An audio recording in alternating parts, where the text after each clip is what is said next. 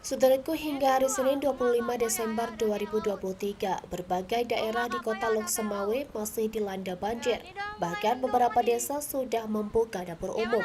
Hujan lebat yang melanda kota ini sejak Minggu 24 Desember 2023 pagi terus berlanjut hingga Senin pagi, menyebabkan sejumlah wilayah termasuk beberapa ruas jalan nasional Medan Banda Aceh terendam banjir.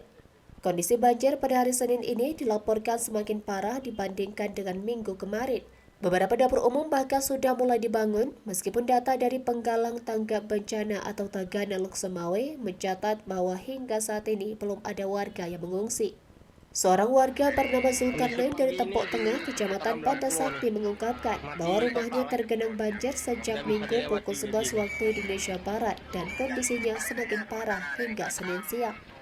Ia khawatir bahwa jika situasi terus memburuk, mereka mungkin harus mengungsi untuk melindungi anak-anak mereka dari air banjir.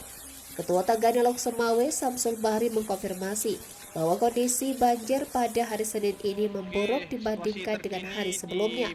Beberapa wilayah yang terkena dampak termasuk Gampong Menasa Alu, Menasa Masjid, Utenkut, Payabuntut, dan Kecamatan Muara II, serta Cotring, Kecamatan Muara I, dan beberapa wilayah lainnya di kota Loksemawe.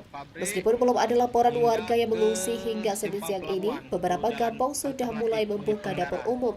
Di Menasa Masjid terdapat 4 titik dapur umum, di Menasa Alu ada 2 titik, Payabuntut memiliki 1 titik, dan Utenkut juga memiliki 1 titik dapur umum.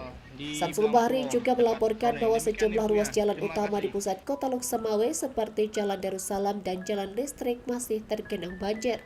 Keadaan terparah terjadi di jalan lintas Medan Banda Aceh, mulai dari Blang Pulo hingga Batupai, depan Mapolres Loksemawe, serta beberapa ruas jalan lainnya.